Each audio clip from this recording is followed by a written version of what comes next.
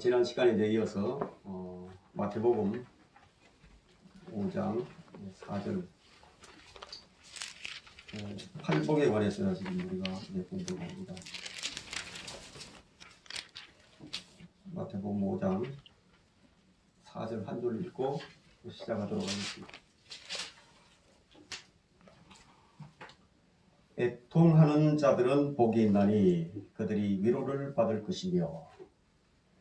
오늘 이 제목은 성경이 말하는 애통한 자들이란 이런 제목으로 성경 공부를 하도록 하겠습니다. 왕국의 헌법에서 처음 선포되는 말씀이 복 있는 자들에 관한 말씀인데 그 내용이 매우 역설적입니다. 세상 기준이나 이 가치관과는 완전히 상치되는 말씀인데, 일반적으로는 이 슬픔과 눈물이 없는 고통과 근심이 없는 것이 복이지 애통하는 자가 복이 있다.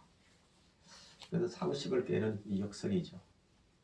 그러면 왜 주님께서는 복에 대한 것을 역설로 말씀하셨는가? 이 말씀이 교회 시대의 교리가 아니기 때문에 그냥 지나쳐 버린다면 큰 진리를 놓치고 말 것입니다. 이 말씀은 단순히 이제 슬픔을 위로하는 말씀 같지만 거기에 위대한 진리가 숨겨져 있습니다. 애통이라는 이 사전적 정의는요, 몹시 슬퍼하고 가슴 아파하는 것을 말합니다. 이 야고보 사도는 야고보 4장 9절에서 괴로워하며 애통하며 울라. 너희 웃음을 슬픔으로 너희 기쁨을 근심으로 바꾸라. 이 말씀은 이 땅에 임할 재앙, 또 이 땅에 하나님께서 하실 이 심판, 이 고난을 미리 내다보고 한 말씀입니다. 누가복음 23장 27절에서도 주님께서 십자가를 지시고 갈보리 언덕으로 올라가실 때 하신 말씀이 누가복음 23장 27절과 28절을 한번 보겠습니다. 누가복음 23장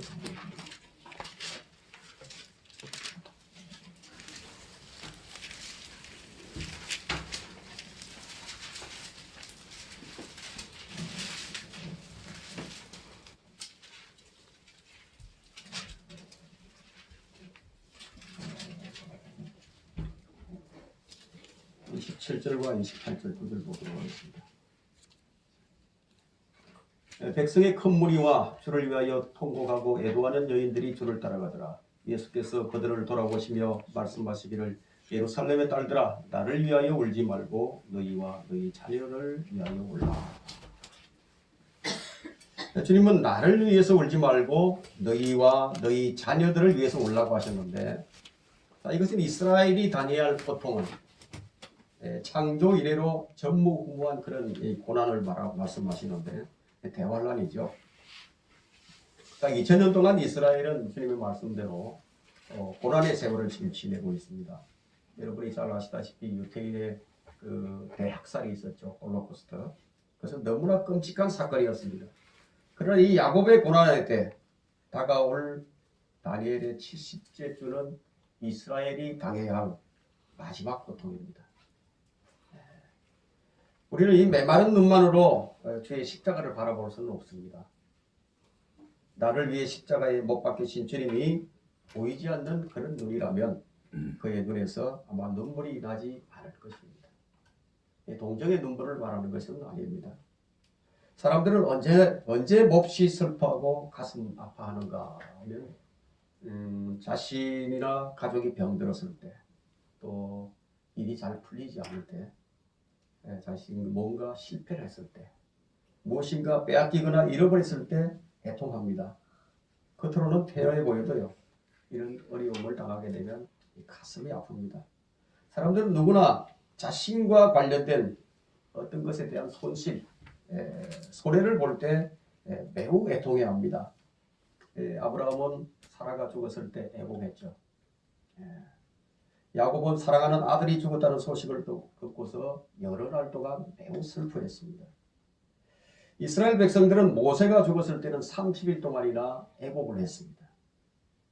애통이란 사람들이 느끼는 자연스러운 감정이에요.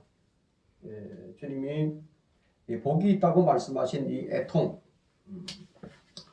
그 애통하는 자들이란 사회적 약자나 가난한 자들, 병든 자들, 고아나 과부, 이 노약자들을 일컫는 것이 아니라 주님께서 사회적 약자들에 대해서 큰 관심을 가지고 계신 것은 틀림없지만 단순히 돈이 없고 병이 들고 가족이 없다는 이유로만 이 복이 있다, 이런 복 있는 사람이라 이렇게 말씀하시지 않았습니다.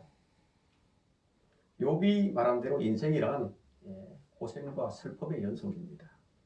욥기 5장 7절에 보면 불티가 위로 날아가는 것과 같이 사람은 고생하려고 태어났느니라. 자, 우리가 당하는 것들이 많이 있죠. 질병, 파산, 죽음, 이혼, 사별, 전쟁, 사고, 재해, 이 각가지 일들이 어느 날 갑자기 들이닥칠 때 사람들은 애통해하지 않을 수가 없게 됩니다. 자신의 실수나 죄악으로 인해서 가족들이나 아는 사람들이 피해를 당하게 될 때 큰 슬픔을 느끼게 됩니다. 이런 슬픔은 성경은 사망에 이르는 슬픔이다, 이렇게 말씀을 합니다. 세상에 대한 슬픔은 사망에 이르느니라. 주님은 세상의 슬픔을 가진 자들을 일컬어서 복 있는 자라고 말씀하지 않으셨습니다. 주님이 말씀하신 슬픔은 경건한 슬픔을 말합니다. 고린도후서 7장 10절에는 하나님의 뜻대로 하는 슬픔은 구원을 위한 회개에 이르게 하므로 후회가 없느니라. 후회가 없다고 했습니다. 예수 그리스도를 믿는다고 해서 고난이 없고 슬픔이 없는 그런 삶을 기대할 수는 없어요. 주님은 어떤 성도들에게도 그런 약속을 주시지 않았습니다. 그렇다면 누구에게나 임하는 일상의 시험과 고난들은 이 고난들을 영적으로 성화시키는 것이 매우 중요합니다.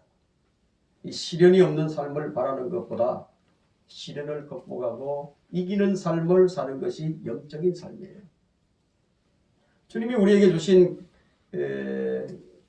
것은 고난이 없고 또 슬픔이 없고 염려가 없는 그런 삶이 아니라 그런 일련의 삶들을 넉넉히 이기는 삶을 살 수 있는 영적 지혜와 능력이에요. 성령의 은사, 성령의 열매는요, 영이 가난하고 애통하는 자들에게서 드러나게 됩니다. 영이 가난하고 애통한 자들. 자, 이 세대를 향한 주님의 진단은 마태복음 11장 17절을 한번 보세요. 마태복음 11장 17절에 말하기를 우리가 너희를 위하여 피리를 부르도 너희가 춤추지 아니하며 우리가 너희를 향해 애통하여도 너희가 통곡하지 아니하도다 함과 같으니라. 이 세대는 애통할 줄 모르는 세대입니다. 이 세대는 피리를 부르도 애통할 줄 몰라요. 말하자면 이 세대는 영적 반응이 없는 세대예요. 여러분, 고령자들 또 설교자들이 지옥 불못을 아무리 외쳐도 사람들은 그냥 농담으로 여기죠. 죄에 대해서, 의에 대해서, 심판에 대해서 경고를 해도 마치 감각이 마비된 사람처럼 아무렇지도 않아요.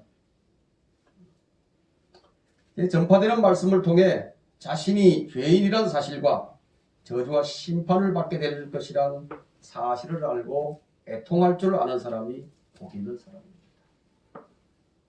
사람이 죽으면 지옥에 떨어질 것이란 사실은 본능적으로 다 알고 있는 지식입니다. 왜 그토록 사람들이 죽음을 두려워하고 싫어하는 것인가? 죽음 뒤에 있게 될 심판, 죽음 이후에 두렵고 무서운 지옥에 대해서 생각조차 하기 싫은 거예요. 생각을 아예 하기 싫어요. 사람은 본능적으로 죽음이 끝이 아니란 사실을 다 알고 있습니다.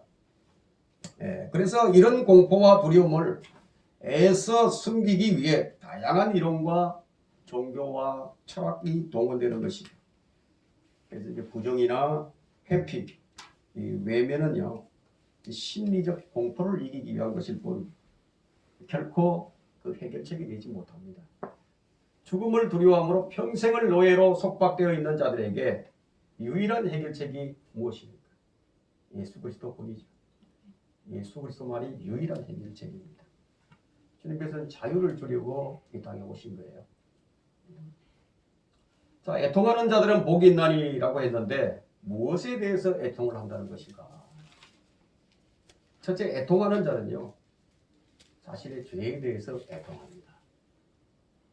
자신이 꿈이 깨지고 건강이 나빠지고 이 다른 사람에 의해서 무슨 원통한 일을 당할 때 애통하는 것이 아니라 자신의 죄에 대해서 애통할 줄 알아야 합니다. 진정한 회개는요, 애통하는 사람에게서 나오는 것입니다. 누가복음 18장 13절에 세리가 나오죠. 세리가 어떻게 회개를 합니까?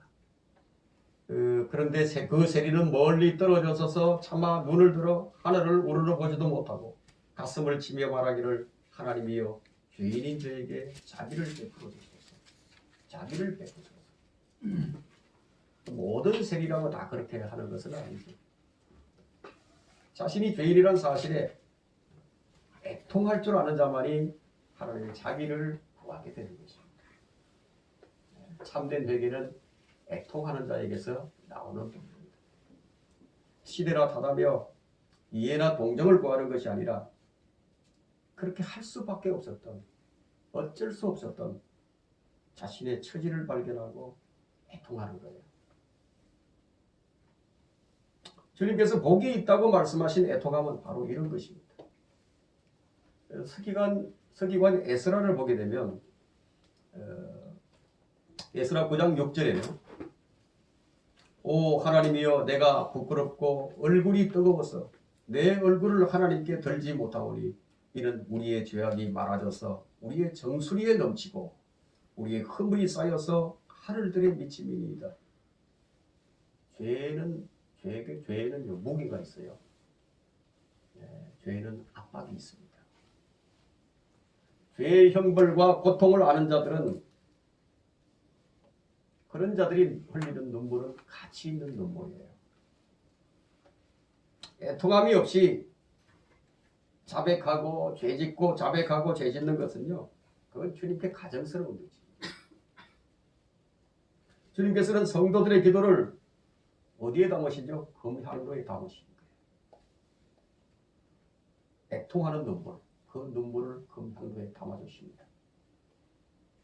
에스라는 자신의 동족들의 죄의 문제로 인해서 애통할 줄 아는 사람이었어요. 주님은 이런 사람들을 향해서 애통하는 자들은 복이 있나니 그들은 위로를 받을 것이며, 애통하는 자들은요 반드시 위로를 받습니다. 우리는 이 세상에 많은 사람들이 흘리는 눈물을 봅니다. 그러나 자신의 죄로 인해서 눈물을 흘리는 사람들은 거의 없습니다.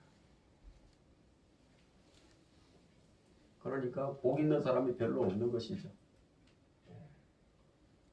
자신의 죄인됨에 대해서 주님 앞에서 물어본 적이 없는 사람이라면 아마 주님의 은혜에 대해서 감격해 본 적도 없을 것입니다. 죄로 인해서 깊이 절망하고 낙심해 본 적이 있습니까? 다윗은 헤아릴 수 없는 재앙들이 나를 에워쌌고 내 죄악들이 나를 붙들고 있으므로 내가 쳐다볼 수 없나이다. 그것들이 나의 머리털보다 많으므로 내가 낙심하였나이다.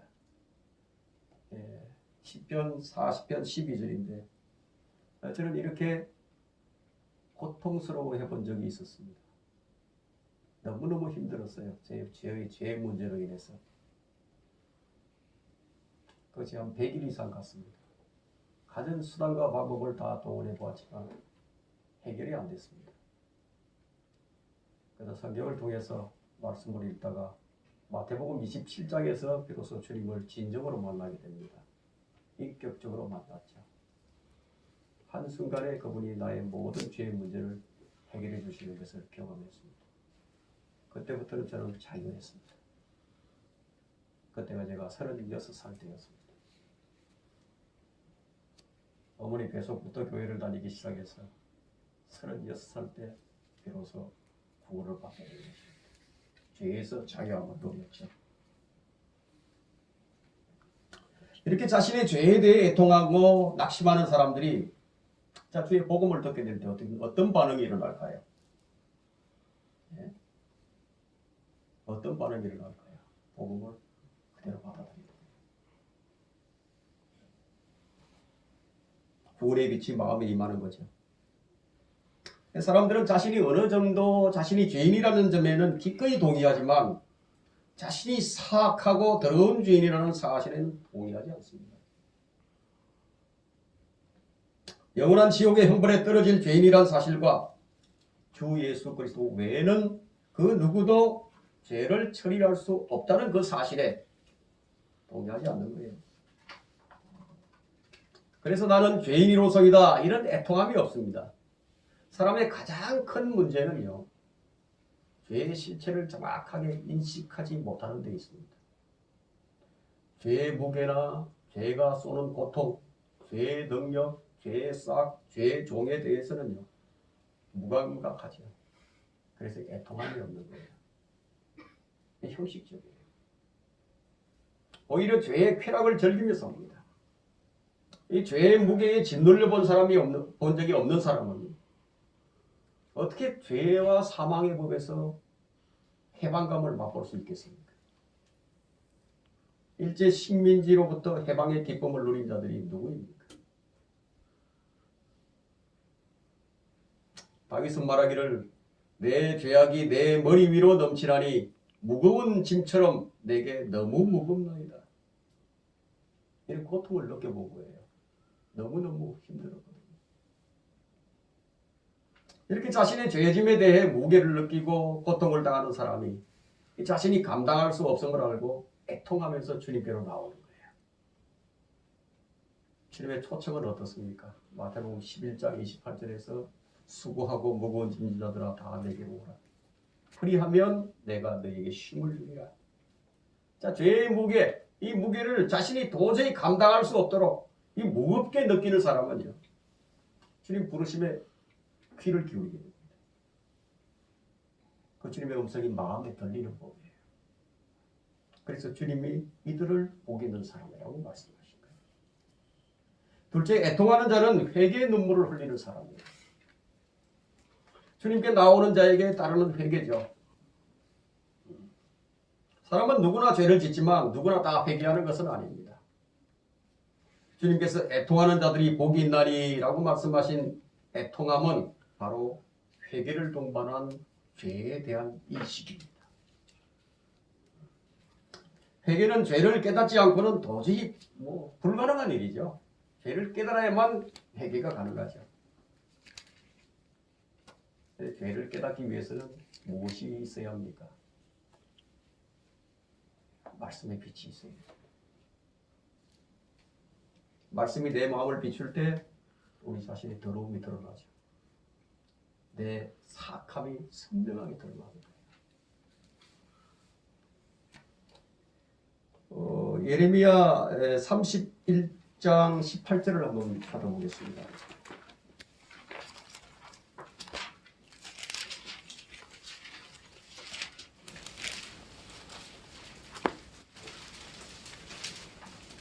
예레미야 31장 18절, 19절, 두 구절을 한번 보겠습니다.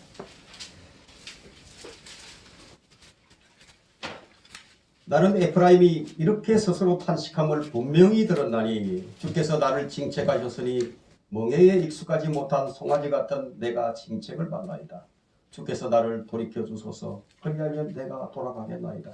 이는 주께서 주 나의 하나님이시니이다. 내가 돌이킴을 받은 후에 분명히 나는 회개하였고 내가 교훈을 받은 후에 내가 내 넓적다리를 쳤나이다. 내가 내 젊은 시절의 책망을 지녔기에 부끄럽고 정녕 수치스러운 나이다 하였느니라. 나는 에프라임이 이렇게 스스로 탄식함을 들었나니. 자, 주님은 이 죄인들이 내뱉는 탄식에 귀를 기울이시고 돌이키게 해주시는 거예요. 내가 돌이키는 것 같지만 그것이 아니라는 겁니다. 자, 애통하는 자들이 복이 있는 이유가 바로 여기 있습니다. 자, 우리가 스스로 회개하는 것 같지만 그것이 아니라는 거예요. 주님께서 돌이키게 해주신다는 사실. 사실 회개마저도 우리 마음대로 할 수 있는 것이 아니라는 것이에요. 스스로 탄식하는 애통함이 있어야 합니다. 애통해 본 적이 없다면 받을 위로가 없어요. 흘려본 눈물이 없다면 닦아주실 것도 없는 것이죠. 베드로는 주님을 신실하게 따르겠다고 맹세했던 적이 있었는데 그때 그는 자신의 육신의 연약함을 잘 알지 못했어요. 자신만만했죠. 그는 그 당시에 사탄의 계략과 그 사탄의 능력에 전혀 무지해 있었습니다. 그는 자신의 믿음이나 용기에 대해서는 과신하고 있었습니다. 그는 늘 자신만만했어요. 남들은 다 실족할지라도 자신은 실족하지 않을 것이라고. 죽기까지 주님을 따를 줄 알았어요. 자신에 대한 무지죠. 육신의 연약함 등을 깨닫는 데는요, 수년이 걸리지 않았어요. 단 몇 시간으로도 충분했습니다. 마가복음 14장 17절에서 그때 닭이 2번 울더라. 그러자 베드로는 예수께서 자기에게 닭이 2번 울기 전에 네가 나를 3번 부인하리라고 하신 말씀을 기억하고 그것을 생각하며 울더라. 주의 말씀이 기억났을 때 그는 슬프게 울었습니다. 누가는 이 부분을 누가복음 22장 62절에서 베드로가 밖으로 나가 비통하게 울더라 라고 표현을 합니다. 베드로는 자신의 죄를 깨닫고 회개의 눈물을 흘릴 줄 아는 사람이었어요. 그는 자신의 행위와 죄에 대해서 애통할 줄 알았던 것이죠. 애통한 자들이 복이 있는 것은요, 그 애통함으로 끝나는 것이 아니라 참회를 통해서 새롭게 되기 때문입니다. 참된 회개는 역전의 기회를 가져다 주는 주님의 특별한 은혜입니다. 주께서는 마음이 상한 자를 가까이 하시며 참회하는 영이 있는 자를 구원하시는도다. 시편 34편 18절이죠. 무엇으로 마음이 상해 있는가? 나는 무엇으로 마음이 상해 있는가? 죄와 불법으로 인해 마음이 상한 자들은 주님을 가까이 하십니다. 주님께서는 마음이 상한 자들을 고쳐주시고 그들의 상처를 싸매어 주시는 분이십니다. 건강한 자에게는 의사가 필요가 없고 또 건강한 자에게는 약도 필요치 않죠. 주님은 죄로 인해 마음이 상하고 병든 자들을 치유하시는 의사예요. 주님은 큰 일을 하고 큰 업적을 남긴 사람들을 가까이 하지 아니하시고 그 마음이 상한 사람, 통회하는 영을 가진 자들을 가까이 하신다고. 이사야 57장 15절에 말씀하시죠. 영원에 거하시는 높고 우떡 솟은 분, 그의 이름이 거룩이신 분이 이같이 말하노라. 나는 높고 거룩한 곳에 거하며 또한 통회하고 겸손한 자의 영을 소생케 하고 통회하는 자의 마음을 소생케 하노도다. 왜 그렇게 하시는가요? 왜 주님께서는 그렇게 하시는가? 그 이유는 이사야 66장 2절에 나옵니다. 그 모든 것들을 나의 손으로 지었으며 그 모든 것들을 내가 이루었느니라 주가 말하노라. 그러나 이러한 사람은 내가 보살피리니 곧 영이 가난하고 통회하고 내 말에 뜨는 자라. 주님은 아무나 싸매주시는 분이 아니에요. 아무나 고쳐주시는 분이 아니에요. 저렇게 나오는 자들, 저렇게 나오는 자들을 고쳐주십니다. 이것은 약속이에요. 이런 연유로 영이 가난하고 애통하는 자가 복이 있는 사람이에요. 셋째는 애통하는 자는 세상을 향해 애통할 줄 압니다. 이 세상은 침몰 직전에 있는 파서라는 배와 같습니다. 이 세상은 곧 불이 붙여질 용광로와 같습니다. 베드로후서 3장에 이 세상은 불태워 없어지기 위해서 간수되어 있는 것이죠. 이 세상은 점점 좋아질 것이다. 점점 발전할 것이다. 더 좋은 세상으로 만들자. 사람들은 그렇게 말하지만 우리는 이 세상이 불타 없어질 것이라는 사실을 분명히 합니다. 주님께서는 세상과 함께 멸망당할 사람들을 위해서 우셨어요. 그런 자들을 보고. 누가복음 19장 41절에서 주께서 가까이 오시어 그 도성을 보고 울더라. 우리 마음을 늘 아프게 하는 것은요, 세상과 함께 멸망당할 혼들이에요. 예. 여러분들은 잃어버린 혼들을 향해 애통한 마음이 있으십니까? 이 문제는 자신의 영적 상태를 그대로 드러내줍니다. 혼에 대한 연민이 없고 혼에 대한 애통함이 없다면 복음을 안 전하겠죠. 육신적인 그리스도인의 모형인 이 롯을 보게 되면 그는 주님을 위해서 살지는 못했어요. 주님을 위해서 살아본 적이 없어요. 그런데 그는 불법으로 인해서 혼이 괴로웠고 이 마음이 상해 있었다는 점은 무엇을 말해주느냐. 이제 구원받은 자라면 모두 이 부분에 있어서는 동일한 고통이 있다는 것이에요. 구원받은 자라면. 주님을 위해서 살지는 못하지만 이런 괴로움은 있는 거예요. 그 베드로후서 2장 7절에서 8절을 보게 되면 또 사악한 자들의 엄란한 행실로 인하여 고통당하는 의로운 롯을 건져내셨으니 이는 그 의인이 그들 가운데 살면서 날마다 그들의 불법적인 행동을 보고 들음으로써 그의 의로운 혼이 고통을 당하였기 때문이라. 주님을 위해서 살지도 않는데 이런 고통을 당하는 거예요. 구원받은 사람이. 이런 감정이 있는 거예요. 느낌이 있는 거예요.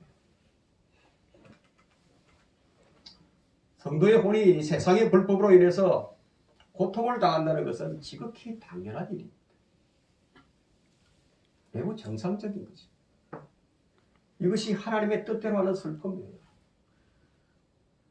하지만 어떻게 된 영혼인지 이 그리스도인이라는 사람들이 불의로 고통을 당하는 것이 아니라 오히려 불의를 기뻐하고 불의를 눈감아 주려고 하는 것은 무엇이죠? 뭔가 이상한 일이 아닐 수 없죠.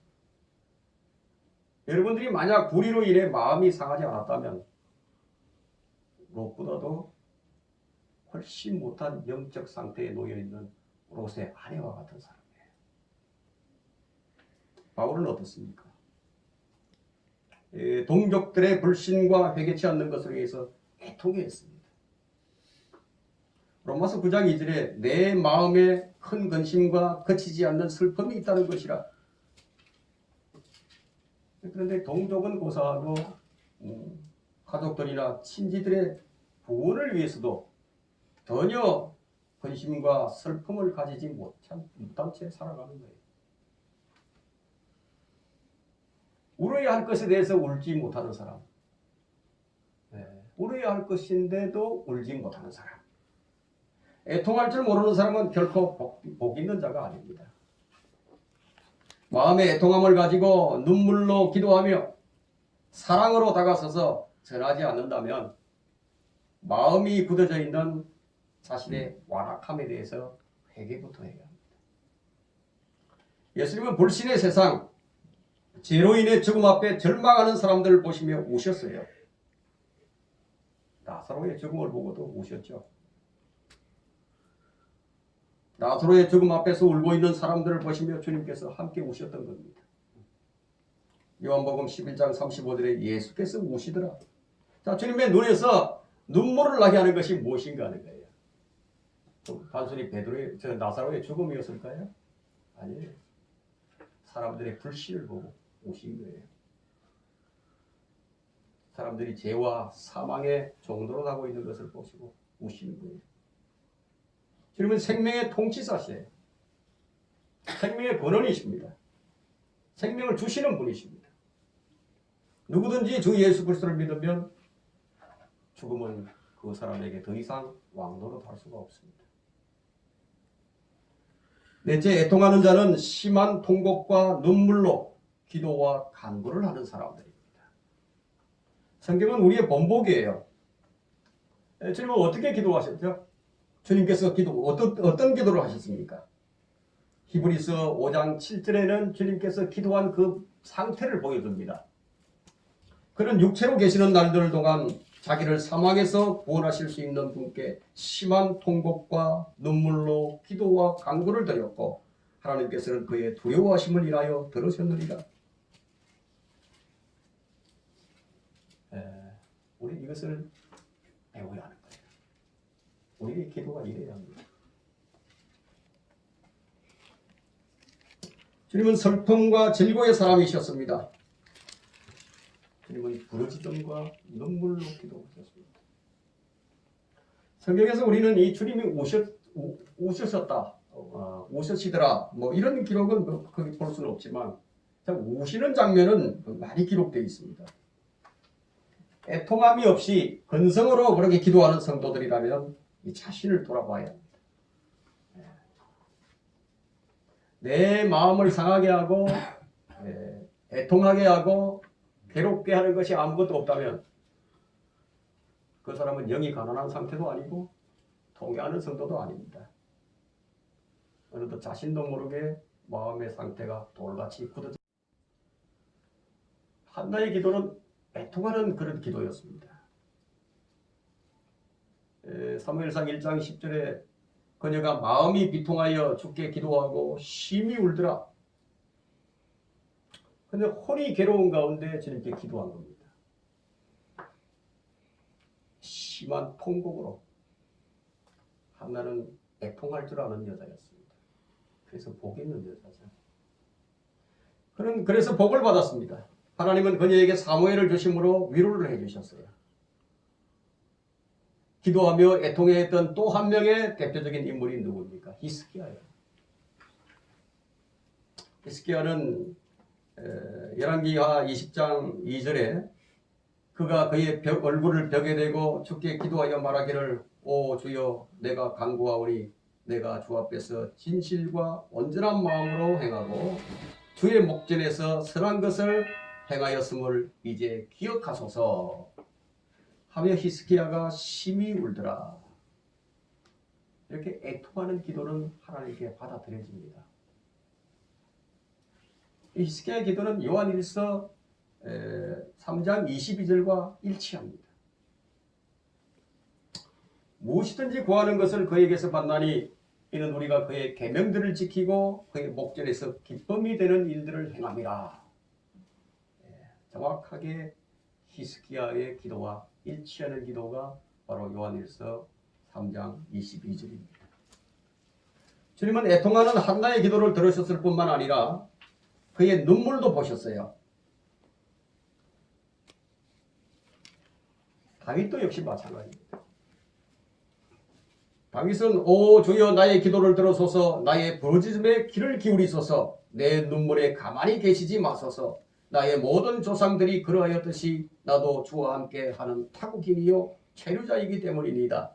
라고 시편 39편 11절에 자신의 기도를 하나님께 드렸죠. 주님은 기도를 들으시고 보십니다.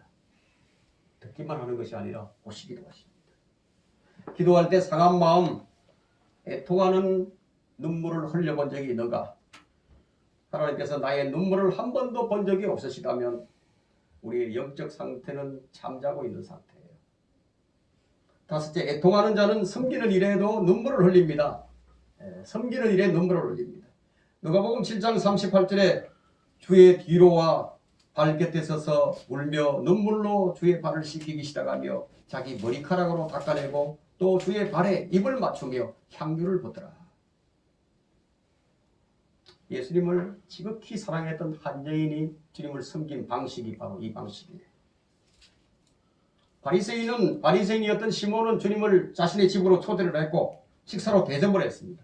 그러나 발 씻는 물도 주지 않았어요. 시몬은 주님을 손님으로 대접을 했지 섬긴 것이 아니었어요. 그러나 죄인이었던 이 한 여자는 눈물로 주님을 섬겼어요. 누가복음 7장 44절에 그때 주께서 그 여인을 돌아보시며 시몬에게 말씀하시기를 네가 이 여인을 보느냐?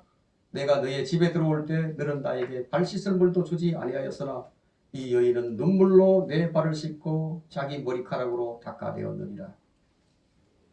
우리가 주님을 섬기는 데는요, 많은 눈물이 필요합니다. 눈물이 없이 주님 못 섬겨요.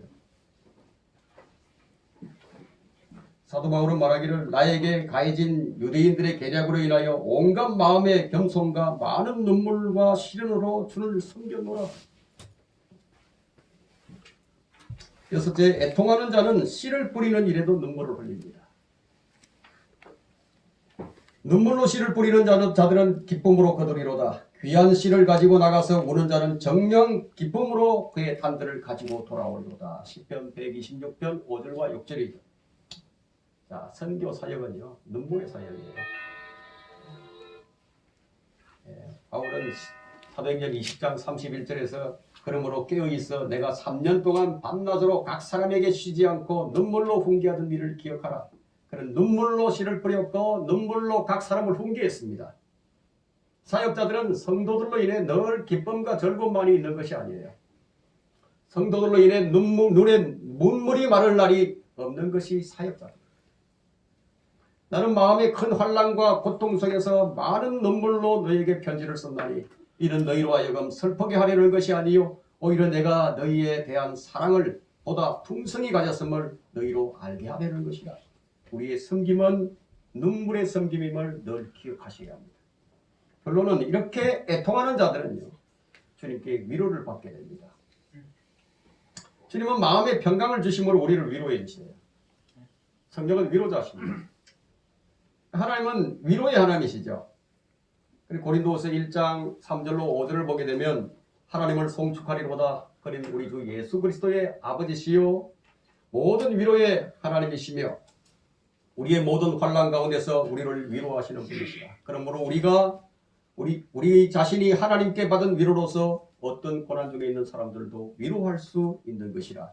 이는 그리스도의 고난이 우리에게 넘친 것 같이 우리의 위로도 그리스도로 말미암아 넘치기 때문이다. 자, 그리스도로 인해서 고난이 있으십니까? 그렇다면 그리스도로 인해 위로도 넘쳐 흐르게 될 것입니다. 주님은 평강으로 위로해 주시고 또 기쁨으로 위로해 주시고 열매로 위로해 주시고 유업의 보상으로 또 위로해 주십니다. 주님은 풍성한 위로의 하나님이십니다. 애통하는 자들은 복이 있나니 그들이 위로를 받을 것이며 이렇게 해주시는 거예요. 공부 여기까지 하겠습니다.